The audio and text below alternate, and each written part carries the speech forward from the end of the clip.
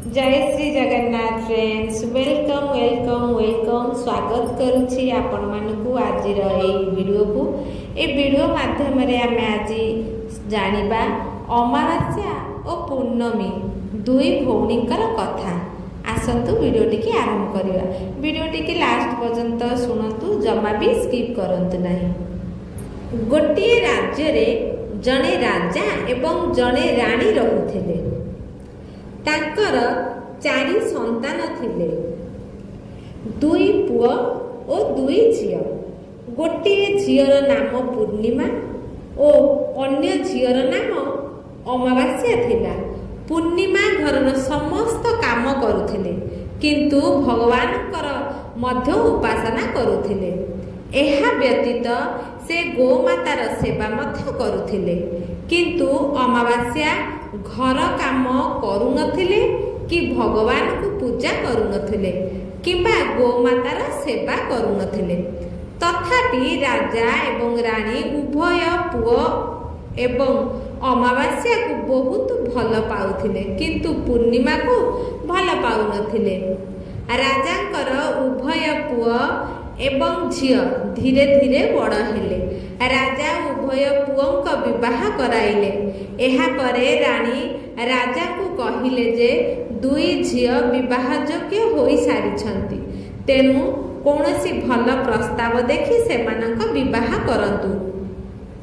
किंतु अमावास्या को एक बड़ घरे एवं पूर्णिमा को एक गरीब घरे विवाह ठीक करंतु, कारण पूर्णिमा घर काम भगवान को उपासना एवं गोमाता सेवा करने को पसंद करती। राणी दुई झियोंक पाई विवाह प्रस्ताव देखिबा पाई राजा को पठांती।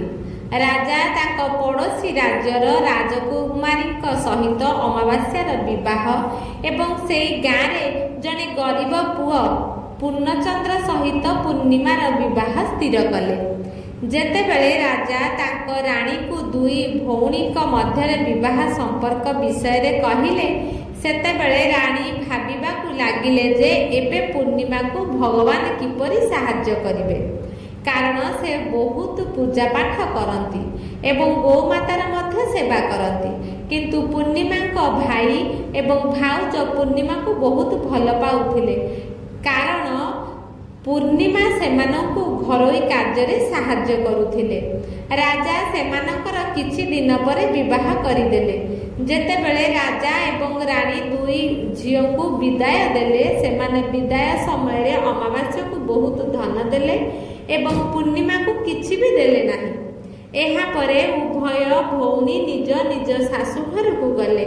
दिन अमावास्या तांको घरे भगवान शिवंकर चर्चा रखिथिले, जेउथिरे से पूरा ग्रामवासी को तांको घर को निमंत्रण करिथिले, किंतु पूर्णिमा को नुहे।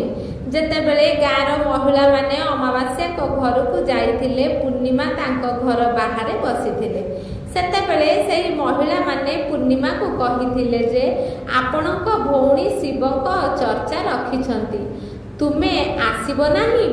पूर्णिमा कहिले, मते से निमंत्रण करि नाहाय, मु किपरि जाई परिबी? महिला माने कहिले, डका जाई नथिले मध्य कोन हेला, भगवान शिवक कथा अछि, तुमे आम सहित आस। पूर्णिमा से महिला मानक कथा सुनी सेमानक सहित जाती। जेतेबेले अमावास्या पूर्णिमा को देखिले, अमावास्या क्रोधित हेले एवं से पूर्णिमा को कहिले जे तुमे एठाकू किपरि आसिल, मु तो तुमको डाकी नाही, तेणु चुपचाप बस एवं एठाकू सेठाकू जाओ नाही। एहीपरि भावे अमावास्या पूर्णमी दारिद्र्य को परिहास करले।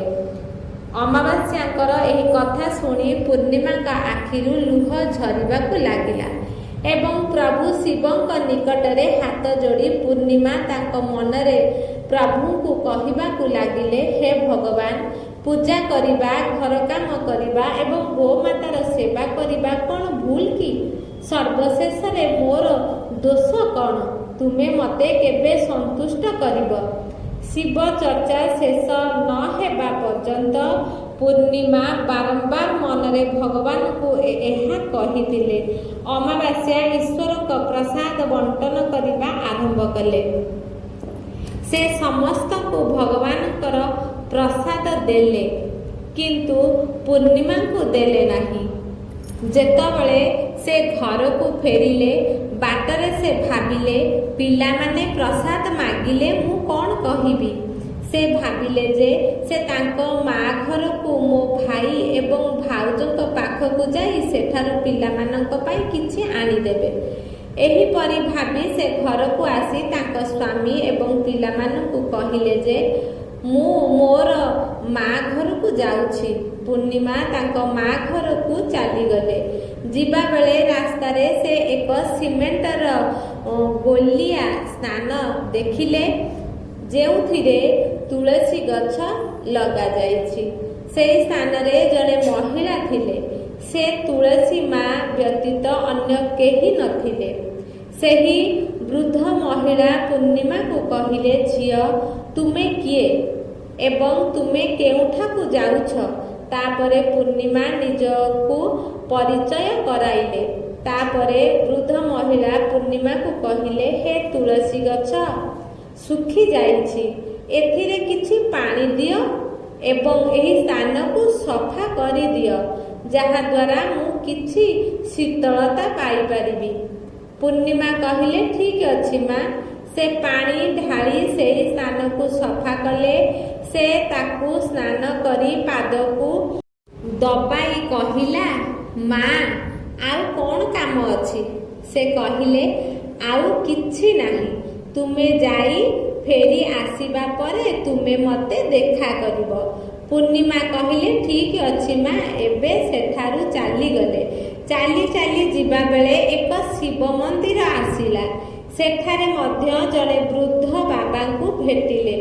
ସେ ପ୍ରଭୁ ମହାଦେବଙ୍କ ବ୍ୟତୀତ ଅନ୍ୟ କେହି ନଥିଲେ। ସେ ପୂର୍ଣ୍ଣିମାକୁ କହିଲେ, ଝିଅ, ତୁମେ କିଏ? କେଉଁଠାକୁ ଯାଉଛ? ପୂର୍ଣ୍ଣିମା ନିଜକୁ ପରିଚୟ କରାଇଲା। ତାପରେ ବୃଦ୍ଧ ବାବା ପୂର୍ଣ୍ଣିମାକୁ ସେହି ମନ୍ଦିର ସଫା କରିବାକୁ କହିଲେ। ପୂର୍ଣ୍ଣିମା କହିଲା, ଠିକ୍ ଅଛି ବାବା। ମୁଁ ସେହି ମନ୍ଦିର ଓ ମନ୍ଦିରର ବାରଣ୍ଡା ସଫା କରି ପୂଜା କରିଲେ ଏବଂ ବାବାଙ୍କୁ କହିଲେ, ଆଉ କ'ଣ କାମ କରିବାକୁ ଅଛି କି ବାବା? ବୃଦ୍ଧ ବାବା କହିଲେ, ଆଉ କିଛି ନାହିଁ ଝିଅ। ବର୍ତ୍ତମାନ ତୁମେ ଯାଇ ଫେରି ଆସିବା ବେଳେ ମୋତେ ସାକ୍ଷାତ କରିବ। ପୂର୍ଣ୍ଣିମା କହିଲା, ଠିକ୍ ଅଛି ବାବା, ଏବଂ ସେ ସେଠାରୁ ଚାଲିଗଲେ। ଏବେ ଆଗକୁ ଯିବାବେଳେ ସେ କାଳୀମା ମନ୍ଦିର ପାଇଲେ। ସେଠାରେ ମଧ୍ୟ ଜଣେ ବୃଦ୍ଧ ମହିଳା ବସିଥିଲେ। ସେହି ବୃଦ୍ଧ ମହିଳା ପୂର୍ଣ୍ଣିମାକୁ କହିଲେ, ତୁମେ କିଏ ଝିଅ ଏବଂ ତୁମେ କେଉଁଠାକୁ ଯାଉଛ? ପୂର୍ଣ୍ଣିମା ନିଜକୁ ପରିଚିତ କରାଇଲେ। ତାପରେ ସେହି ବୃଦ୍ଧ ମହିଳା ପୂର୍ଣ୍ଣିମାକୁ କହିଲେ, ଝିଅ, ସବୁକିଛି ଏଠାରେ ଅଛି। ସେମାନେ ପୂଜା କରିବାକୁ ଆସନ୍ତି, କିନ୍ତୁ କେହି ମନ୍ଦିର ପରିଷ୍କାର କରନ୍ତି ନାହିଁ। ତେଣୁ ଦୟାକରି ଏହି ମନ୍ଦିରକୁ ସଫା କରିଦେବ। ପୂର୍ଣ୍ଣିମା କହିଲେ, ଠିକ୍ ଅଛି ମା। ପୂର୍ଣ୍ଣିମା ମନ୍ଦିର ସଫା କରି ପୂଜା କରିଥିଲେ ଏବଂ ବୃଦ୍ଧ ମହିଳାଙ୍କୁ ସ୍ନାନ କରାଇ ପାଦକୁ ଦବାଇ ପୂର୍ଣ୍ଣିମା କହିଲା, ଆଉ କ'ଣ କାମ କରି ଅଛି କି ମା? ତାପରେ ମହିଳା ଜଣକ କହିଲେ, ଆଉ କିଛି ନାହିଁ। ତୁମେ ଫେରିବା ବେଳେ ମୋତେ ଦେଖା କରି ଯିବ। ପୂର୍ଣ୍ଣିମା କହିଲା, ଠିକ୍ ଅଛି। ଏହାପରେ ପୂର୍ଣ୍ଣିମା ସେଠାରୁ ଚାଲିଗଲେ। ଆଉ ଟିକିଏ ଆଗକୁ ଯିବାବେଳେ ଏକ ନଦୀ ପାର ହେଲେ। ଜଣେ ବୃଦ୍ଧ ମହିଳା ନଦୀ କୂଳରେ ବସିଥିଲେ।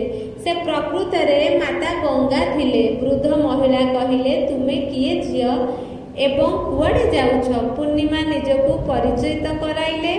ଏହାପରେ ମହିଳା ପୂର୍ଣ୍ଣିମାକୁ କହିଥିଲେ ଯେ ସମସ୍ତେ ଏହି ନଦୀକୁ ଗାଧୋଇବାକୁ ଆସୁଛନ୍ତି, କିନ୍ତୁ କେହି ଏହାକୁ ସଫା କରନ୍ତି ନାହିଁ। ତେଣୁ ତୁମେ ଏହାକୁ ପରିଷ୍କାର କରିଦେବ କି? ପୂର୍ଣ୍ଣିମା କହିଲେ, ଠିକ୍ ଅଛି ମା। ପୂର୍ଣ୍ଣିମା ସେହି ନଦୀ କୂଳରୁ ସଫା କରି ସେହି ବୃଦ୍ଧ ମହିଳାଙ୍କ ପାଦକୁ ଦବାଇ କହିଲେ, ଆଉ କ'ଣ କାମ ଅଛି କି ମା? ସେହି ବୃଦ୍ଧ ମହିଳା କହିଲା, କିଛି ନାହିଁ ଝିଅ, ଏବେ ତୁମେ ଯାଅ। ଫେରି ଆସିବା ବେଳେ ମୋତେ ଦେଖା କରିବ। ଏହାପରେ ପୂର୍ଣ୍ଣିମା ଯେଉଁ ଡଙ୍ଗାରେ ଯିବାକୁ ବସିଲେ। ସେହି ଡଙ୍ଗାଟି ଫୁଲରେ ସଜା ଯାଇଥିଲା। ସେ ଡଙ୍ଗାରେ ବସି ନଦୀର ଅନ୍ୟ କୂଳରେ ଯାଇ ପହଞ୍ଚିଥିଲେ। ଏହାପରେ ସେ ତାଙ୍କ ପିତା ମାତାଙ୍କ ଘରେ ପହଞ୍ଚିଥିଲେ। ଯେତେବେଳେ ପୂର୍ଣ୍ଣିମାଙ୍କ ଭାଇ ଓ ଭାଉଜ ତାଙ୍କୁ ସେଠାରେ ଦେଖିଲେ, ସେମାନେ ବହୁତ ଖୁସି ହେଲେ ଏବଂ ସେମାନେ ପୂର୍ଣ୍ଣିମାଙ୍କର ବହୁତ ସମ୍ମାନ କରିଲେ ଏବଂ କହିଲେ ଯେ ସେ ପିଲାମାନଙ୍କୁ ମଧ୍ୟ ତାଙ୍କ ସହିତ ଆଣିଥାନ୍ତେ।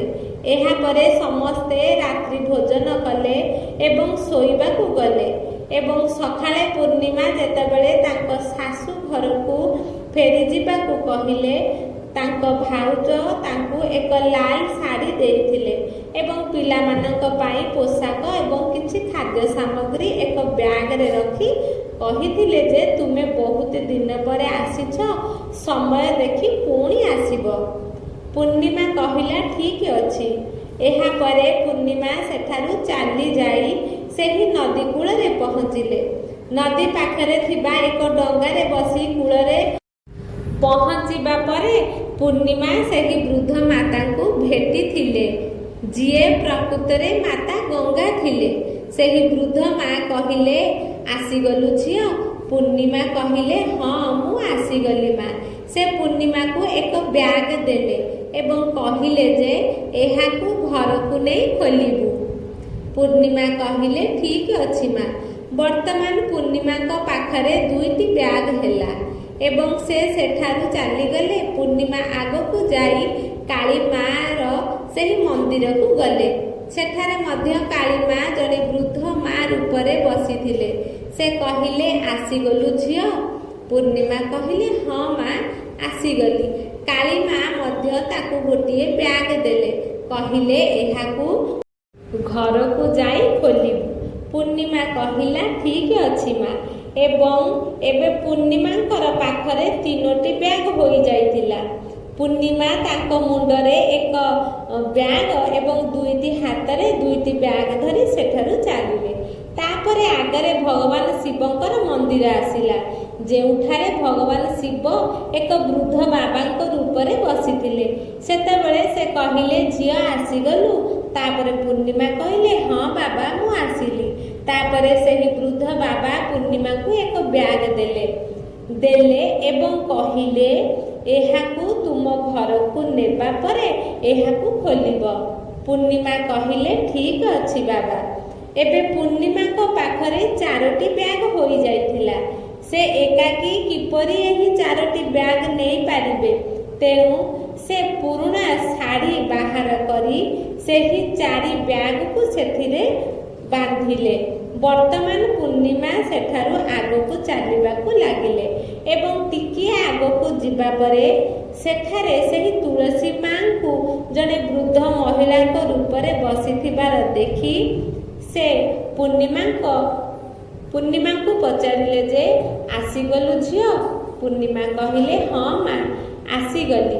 ତୁଳସୀ ମା ମଧ୍ୟ ପୂର୍ଣ୍ଣିମାକୁ ଏକ ବ୍ୟାଗ ଦେଲେ ଏବଂ ଏହାକୁ ଘରକୁ ନେବା ପରେ ଖୋଲିବାକୁ କହିଲେ। ପୂର୍ଣ୍ଣିମା କହିଲା, ଠିକ୍ ଅଛି ମା।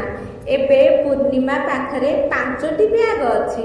ପୂର୍ଣ୍ଣିମା ସେଠାରୁ ଚାଲିଗଲେ। ଘରକୁ ଆସିବା ପରେ ପୂର୍ଣ୍ଣିମା ବ୍ୟାଗ ଗୁଡ଼ିକୁ ତଳେ ରଖି ପ୍ରଥମେ ଭାଉଜ ଦେଇଥିବା ବ୍ୟାଗ ଖୋଲି ଦେଖିଲେ ଯେ ସେଥିରେ ପିଲାମାନଙ୍କ ପାଇଁ ଭଲ ପୋଷାକ, ପିଲାମାନଙ୍କ ପାଇଁ ଖାଦ୍ୟ ସାମଗ୍ରୀ ଏବଂ କିଛି ଅଳଙ୍କାର ଅଛି। ଯେତେବେଳେ ପୂର୍ଣ୍ଣିମା ତାଙ୍କ ପିଲାମାନଙ୍କୁ ନୂତନ ପୋଷାକ ଏବଂ ଖାଦ୍ୟ ସାମଗ୍ରୀ ଦେଲେ, ପିଲାମାନେ ବହୁତ ଖୁସି ହେଲେ ଏବଂ ପୂର୍ଣ୍ଣିମା 2ୟ ବ୍ୟାଗ ଖୋଲିଲେ, ଯାହା ତାଙ୍କୁ ମାତା ଗଙ୍ଗା ଦେଇଥିଲେ, ଯାହା ସୁନା ଓ ରୂପାରେ ଭରି ହୋଇ ରହିଥିଲା। ତେବେ ପୂର୍ଣ୍ଣିମା 3ୟ ବ୍ୟାଗ ଖୋଲିଲେ, ଯାହା ତାଙ୍କୁ କାଳୀମା ଦେଇଥିଲେ। ଏହା ନିଜକୁ ସଜେଇବା ଜିନିଷରେ ପରିପୂର୍ଣ୍ଣ ଥିଲା। ତାପରେ ପୂର୍ଣ୍ଣିମା ଭଗବାନ ଶିବ ତାଙ୍କୁ ଦେଇଥିବା 4ଥ ବ୍ୟାଗ ଖୋଲିଲେ। ଏହା ଧନ ଏବଂ ସମସ୍ତ ସୁଖରେ ପରିପୂର୍ଣ୍ଣ ଥିଲା। ତାପରେ ପୂର୍ଣ୍ଣିମା ତୁଳସୀ ତାଙ୍କ ଦେଇଥିବା 5ମ ବ୍ୟାଗକୁ ଖୋଲି ଦେଖିଲେ। ସେହି ବ୍ୟାଗଟି ଖୋଲିବା ମାତ୍ରେ ପୂର୍ଣ୍ଣିମା ଘରେ ଚାଉଳ, ଡାଲି ଏବଂ 7 ପ୍ରକାରର ଖାଦ୍ୟ ଶସ୍ୟରେ ଭରିଗଲା। ବର୍ତ୍ତମାନ ପୂର୍ଣ୍ଣିମାଙ୍କ ଘରେ କୌଣସି ଅଭାବ ନଥିଲା ଏବଂ ତାଙ୍କ ଘର ଧନରେ ପରିପୂର୍ଣ୍ଣ ହୋଇଗଲା। ଏବେ ପୂର୍ଣ୍ଣିମା ଏବଂ ତାଙ୍କ ପରିବାର ଖୁସିରେ ଜୀବନଯାପନ କରିବାକୁ ଲାଗିଲେ। ବର୍ତ୍ତମାନ ପୂର୍ଣ୍ଣିମା ମନରେ ଭାବିବାକୁ ଲାଗିଲେ ଯେ ମୁଁ ବି ମୋ ଘରେ ଶିବଙ୍କ ଚର୍ଚ୍ଚାର ଆୟୋଜନ କାହିଁକି ନ କରିବି। ଏହା ଭାବି ସେ ଶିବ ଚର୍ଚ୍ଚା ପାଇଁ ଏକ କାର୍ଯ୍ୟକ୍ରମ ଆୟୋଜନ କରିଲେ। ପୂର୍ଣ୍ଣିମା ଗାଁର ସମସ୍ତଙ୍କୁ ଡାକିଲେ ଏବଂ ଭଉଣୀକି ଡାକିବାକୁ ତାଙ୍କ ଭଉଣୀ ଘରକୁ ମଧ୍ୟ ଗଲେ। ବର୍ତ୍ତମାନ ଅମାବାସ୍ୟା ଶିବ ଚର୍ଚ୍ଚାଙ୍କ ପାଇଁ ତାଙ୍କ ଭଉଣୀଙ୍କ ଘରକୁ ଆସି ଦେଖିଲେ ଯେ ପୂର୍ଣ୍ଣିମାଙ୍କ ଘରେ କୌଣସି ଅଭାବ ନାହିଁ। ଅମାବାସ୍ୟା ଏତେ ଧନ ଦେଖି ଆଶ୍ଚର୍ଯ୍ୟ ହୋଇଗଲେ ଏବଂ ସେ ପୂର୍ଣ୍ଣିମାକୁ କହିଲେ ଯେ ତୁମ ଘରେ ଏତେ ଧନ କିପରି ଆସିଲା। ପୂର୍ଣ୍ଣିମା କହିଲା, ଦେଖ ଭଉଣୀ, ତୁମେ ଏକ ଶିବ ଆଲୋଚନା ଆୟୋଜନ କରିଲ ଏବଂ ତୁମେ ମୋତେ ଏହାକୁ ନିମନ୍ତ୍ରଣ କରିଲନି, ତଥାପି ମୁଁ ତୁମ ଘରକୁ ଯାଇଥିଲି ଏବଂ ତୁମେ ମୋତେ ଭଗବାନଙ୍କ ପ୍ରସାଦ ମଧ୍ୟ ଦେଲ ନାହିଁ ଏବଂ ତୁମେ ମୋର ଦାରିଦ୍ର୍ୟତାକୁ ମଧ୍ୟ ପରିହାସ କରିଲ। ଏହାପରେ ଯେତେବେଳେ ମୁଁ ଘରକୁ ଯାଇଥିଲି, ବାଟରେ ଏକ ଚିନ୍ତା ମୋ ମନକୁ ଆସିଲା ଯେ ଘରେ ପିଲାମାନେ ପ୍ରସାଦ ମାଗିବା ବେଳେ ମୁଁ କ'ଣ କହିବି। ତେଣୁ ମୁଁ ଭାବିଲି ଯେ ମୁଁ ମୋ ବାପ ଘରକୁ ଯିବି ଏବଂ ମା ଘରୁ ଯିବା ବାଟରେ ଯାହା ସବୁ ଘଟଣା ଘଟିଲା ପୂର୍ଣ୍ଣିମା ଅମାବାସ୍ୟାକୁ ତାହା ସମ୍ପୂର୍ଣ୍ଣ ବର୍ଣ୍ଣନା କରି କହିଲେ। ତାପରେ ଅମାବାସ୍ୟା ପୂର୍ଣ୍ଣିମାକୁ କହିଲେ ଯେ ତୁ ବି ମୋତେ ପ୍ରସାଦ ଦିଅ ନାହିଁ ଏବଂ ମୋତେ ଗାଳି ଦେ। କିନ୍ତୁ ପୂର୍ଣ୍ଣିମା କହିଲେ ଏହା ଭଗବାନଙ୍କ ପ୍ରସାଦ ଅଟେ, ମୁଁ ଏହା ସମସ୍ତଙ୍କୁ ଦେବି ଏବଂ ତୁମକୁ ମଧ୍ୟ ଦେବି। ତଥାପି ଅମାବାସ୍ୟା ପ୍ରସାଦକୁ ନେଇ ନଥିଲେ ଏବଂ ସେ ସିଧା ତାଙ୍କ ଘରକୁ ଗଲେ। ଘରେ ପିଲାମାନଙ୍କୁ କହିବା ପରେ ସେ ନିଜ ମା ଘରକୁ ଚାଲିଗଲେ। ଯିବା ବେଳେ ସେହି ତୁଳସୀ ମାକୁ ପାଇଲେ ଯିଏ ସେହି ସ୍ଥାନରେ ବୃଦ୍ଧ ମା ପରି ବସିଥିଲେ। ସେହି ବୃଦ୍ଧ ମା ଅମାବାସ୍ୟାକୁ କହିଲେ, ତୁମେ କିଏ ଏବଂ ତୁମେ କେଉଁଠାକୁ ଯାଉଛ? ଏହି ତୁଳସୀ ଗଛ ଶୁଖିଯାଇଛି, ସେଥିରେ କିଛି ପାଣି ଦେଇଦିଅ ଏବଂ ଏହି ସ୍ଥାନକୁ ସଫା କରିଦିଅ। ଅମାବାସ୍ୟା କହିଲା, ଏ ବୁଢ଼ୀ, ତୋତେ ଦେଖାଯାଉନି ମୁଁ ମହଙ୍ଗା ଶାଢ଼ୀ ପିନ୍ଧିଛି ଏବଂ ଅପରିଷ୍କାର ହୋଇଯିବ। ଏହା କହି ସେ ଆଗକୁ ଚାଲିଗଲା ଏବଂ ଯେତେବେଳେ ସେ ଭଗବାନ ଶିବଙ୍କୁ ଭେଟିଲେ ସେତେବେଳେ ସେ ମଧ୍ୟ ତାଙ୍କୁ କହିଲେ। ଏହାପରେ ଯେତେବେଳେ ଆହୁରି ଆଗକୁ ଗଲେ ସେ କାଳୀମାଙ୍କୁ ଭେଟିଲେ। ସେ କାଳୀମାଙ୍କୁ ସମାନ କଥା କହିଥିଲେ। ଏହାପରେ ଯେତେବେଳେ ସେ ଆହୁରି ଆଗକୁ ଗଲେ ସେ ଗଙ୍ଗା ମାଙ୍କୁ ଭେଟିଲେ। ସେ ଗଙ୍ଗା ମାଙ୍କୁ ମଧ୍ୟ ସେହି କଥା କହିଲେ। ଏହାପରେ ଯେତେବେଳେ ସେ ଡଙ୍ଗାରେ ବସିଲେ, ଫୁଲ ବଦଳରେ ଡଙ୍ଗାରେ କଣ୍ଟା ଥିଲା ଯାହା ତାଙ୍କ ପାଦରେ ଫୋଡ଼ି ହୋଇଯାଉଥିଲା ଏବଂ ସେ ଅନ୍ୟ କୂଳରେ ଓହ୍ଲାଇ କରି ନିଜର ମା ଘରକୁ ଗଲେ। ଯେତେବେଳେ ତାଙ୍କ ଭାଉଜମାନେ ତାଙ୍କୁ ସେଠାରେ ଦେଖିଲେ, ସେମାନେ ନିଜ ଭିତରେ କଥା ହେବାକୁ ଲାଗିଲେ ଯେ କାମ କିନା କାଜ କି, ଢାଇ ସେର ଅନାଜ କି। ଏ ମୁସିବତ କେଉଁଠୁ ଆସିଲା? ବର୍ତ୍ତମାନ ସେ ଯେହେତୁ ପଳି ଆସିଲେଣି, ଆଉ କ'ଣ କରିବା? ପୂର୍ଣ୍ଣିମା ତାଙ୍କୁ କାମରେ ସାହାଯ୍ୟ କରୁଥିଲେ କିନ୍ତୁ ଅମାବାସ୍ୟା କିଛି ବି କାମ କରିବେ ନାହିଁ। ବର୍ତ୍ତମାନ ସେ ଖାଇବା ପରେ ଶୋଇବାକୁ ଗଲେ। ଅମାବାସ୍ୟା ସକାଳୁ ଉଠିଲେ ଏବଂ ଭାଉଜମାନଙ୍କୁ କହିଲେ, ମୁଁ ମୋ ଶାଶୁ ଘରକୁ ଯାଉଛି। ସେମାନେ କହିଲେ, ଠିକ୍ ଅଛି ଯାଅ। ଅମାବାସ୍ୟା କହିଲେ, ତୁମେ ପୂର୍ଣ୍ଣିମାକୁ ଏତେ ବ୍ୟାଗ ଦେଇଥିଲ, ତୁମେ ମୋତେ କିଛି ଦେବ ନାହିଁ କି? ଭାଉଜମାନେ କହିଲେ, ତୁମେ ଘରକୁ ଯାଅ, ବ୍ୟାଗଟି ତୁମ ଘରେ ପହଞ୍ଚିବ। ତାପରେ ସେ ସେଠାରୁ ଯାଇ ନଦୀ କୂଳକୁ ଆସି ଡଙ୍ଗାରେ ବସି ଅନ୍ୟ କୂଳରେ ପହଞ୍ଚିଲେ। ମାତା ଗଙ୍ଗା ସେଠାରେ ଏକ ବୃଦ୍ଧ ମାତା ରୂପରେ ବସିଥିଲେ। ବୃଦ୍ଧ ମା ପଚାରିଲେ, ଝିଅ ତୁମେ ଆସିଛ କି? ସେ କହିଲା, ହଁ ମୁଁ ଆସିଛି। ତୁମେ ପୂର୍ଣ୍ଣିମାକୁ ଏକ ବ୍ୟାଗ ଦେଇଥିଲ, ମୋତେ ତାହା ଦେବ ନାହିଁ କି? ବୃଦ୍ଧ ମା କହିଲେ, ତୁମେ ଘରକୁ ଯାଅ, ବ୍ୟାଗଟି ତୁମ ଘରେ ପହଞ୍ଚିବ। ଏହାପରେ କାଳୀମା ମଧ୍ୟ ସମାନ କଥା କହିଲେ। ଏହାପରେ ଭଗବାନ ଶିବ ମଧ୍ୟ ସମାନ କଥା କହିବା ପରେ ତୁଳସୀ ମା ମଧ୍ୟ ସମାନ କଥା କହିଲେ। ଏହାପରେ ସେ ତାଙ୍କ ଘରେ ପହଞ୍ଚିବା ବେଳେ ଘରର ପ୍ରାଙ୍ଗଣରେ 5ଟି ବ୍ୟାଗ ରଖାଯାଇଥିଲା। ଅମାବାସ୍ୟା ତାଙ୍କ ମନରେ ଭାବିଲେ ଯେ ଆଜି ମୁଁ ବହୁତ ଖୁସି। ସେ ଖୁସିରେ ସମସ୍ତ ବ୍ୟାଗ ଖୋଲି ଦେଖିଲେ ଯେ ସେଥିରେ କିଛି ମାଟି ଭର୍ତ୍ତି ହୋଇଛି, କିଛି ପଥର, କିଛି କୋଇଲାରେ, କିଛି ସାପ ଏବଂ ବିଛାରେ ସବୁ ଭର୍ତ୍ତି ହୋଇଥିଲା। ଏହି ସବୁ ଦେଖି ସେ ମୁଣ୍ଡକୁ ଧରି କହିଲା, ହେ ଭଗବାନ, ମୁଁ ମୋର ପିତାମାତାଙ୍କ ଘରେ କିଛି ପାଇଲି ନାହିଁ ଏବଂ ଏହି ବ୍ୟାଗ ଗୁଡ଼ିକରେ ମଧ୍ୟ କିଛି ପାଇଲି ନାହିଁ। ଏହାପରେ ଅମାବାସ୍ୟା ତାଙ୍କ ଭଉଣୀ ପୂର୍ଣ୍ଣିମାଙ୍କ ଘରକୁ ଯାଇ ପୂର୍ଣ୍ଣିମାକୁ କହିଲେ ଯେ ତୁମେ ବହୁତ କିଛି ପାଇଲ, ମୁଁ କିଛି ବି ପାଇଲି ନାହିଁ। ସେତେବେଳେ ପୂର୍ଣ୍ଣିମା କହିଥିଲେ ଯେ ଯେତେବେଳେ ମୁଁ ମୋର ମାଙ୍କ ଘରକୁ ଯାଏ ମୁଁ ମୋର ଭାଉଜମାନଙ୍କୁ ସାହାଯ୍ୟ କରେ। ତୁମେ ତାଙ୍କୁ କେବେ ବି ସମ୍ମାନ ଦେଇନାହଁ, ତେବେ ସେ ତୁମକୁ ସମ୍ମାନ କାହିଁକି ଦେବେ?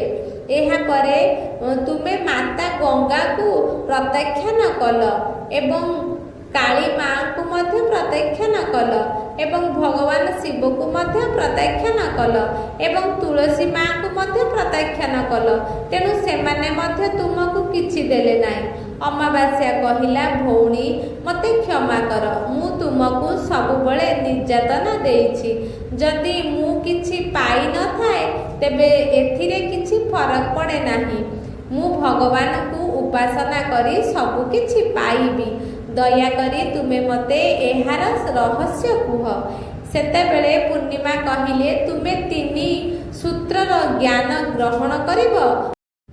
ପ୍ରଥମ ସୂତ୍ରରେ କ୍ଷମା ମାଗିବା, ଦ୍ୱିତୀୟ ସୂତ୍ରରେ ଭଗବାନଙ୍କ ଚର୍ଚ୍ଚା କରିବା ଏବଂ ତୃତୀୟ ସୂତ୍ରରେ 108 ଥର ଓಂ ନମଃ ଶିବାୟ ଜପ କରିବା।